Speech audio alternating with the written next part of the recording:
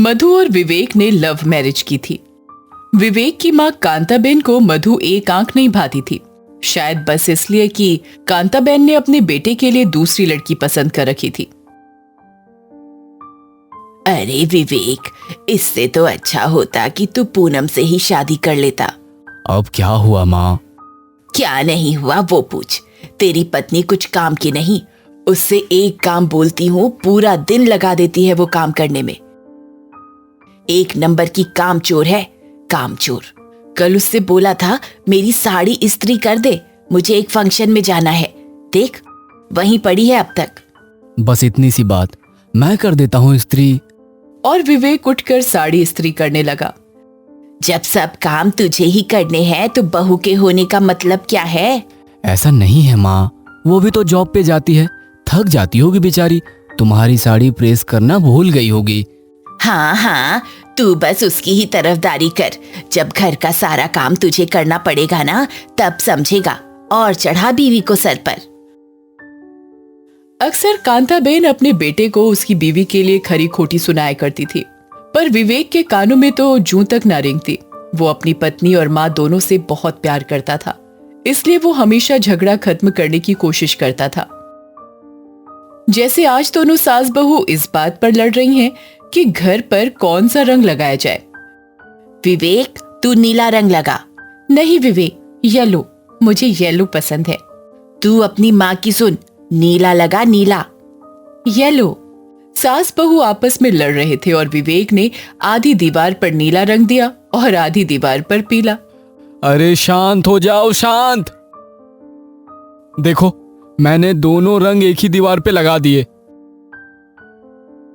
कुछ दिनों में मदर्स डे आने वाला था, इसलिए विवेक ने अपनी माँ के लिए एक सोने का हार ऑर्डर किया था, जिसकी आज डिलीवरी आई। विवेक पार्सल खोल ही रहा था कि मधु वहां आ गई। ओह वाह, ये मेरे लिए है ना? नहीं मधु, ये माँ के लिए है। क्या?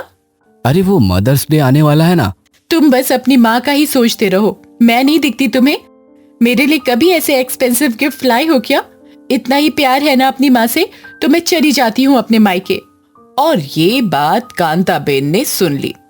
चली जा, तेरे जाते ही अपने बेटे की दूसरी शादी करवाऊंगी। तू जाएगी तो इस घर से मुसीबत जाएगी। मैं आपको मुसीबत दिखती हूँ?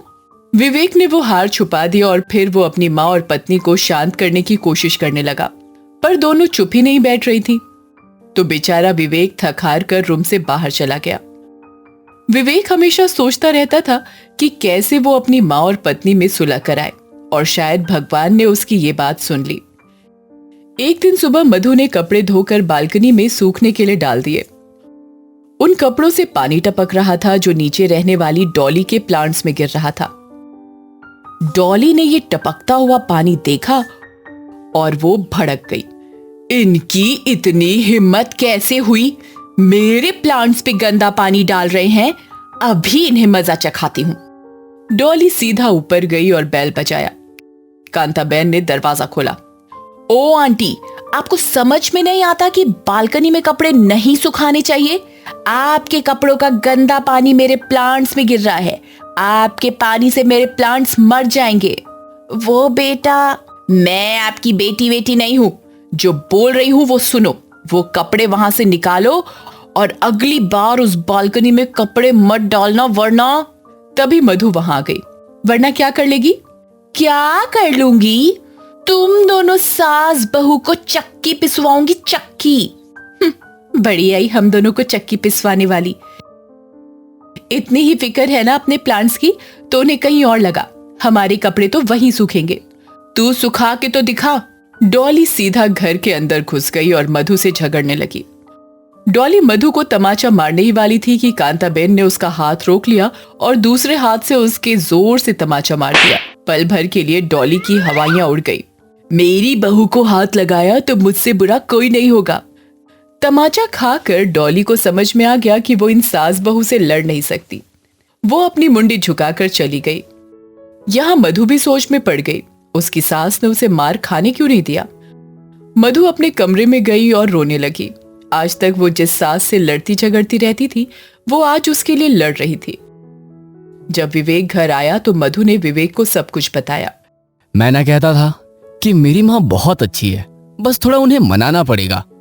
हाँ, और मुझे ये भी समझ में आ गया कि वो मेरी सास नहीं, मेरी माँ जैसी है। चलो, आज मदर्स डे है, आज उन्हें उनका गिफ्ट देते हैं। अच्छा, चलो। विवेक और मधु दोनों वो सोने का हार लेकर कांताबेन के रूम में गए। वहां उन दोनों ने कांताबेन को विश किया और फिर उन्हें वो सोने का हार दिया। थैंक यू, पर बेटा अब मेरी उम्र नहीं है कि मैं सोने का हार वार पहनूं।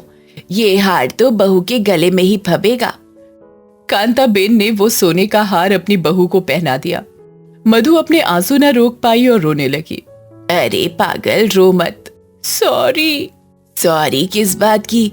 तू भी तो मेरी बेटी है। कांताबेन ने अपनी बहू बेटे को गले लगा लिया। अंत भला तो सब भला। और इस कहानी ने हमें ये समझा दिया कि चाहे सास बहू में कितनी भी अनबन क्यों ना हो, पर समय आने पर वो दोनों एक दूसरे की ढाल बन जाएंगी।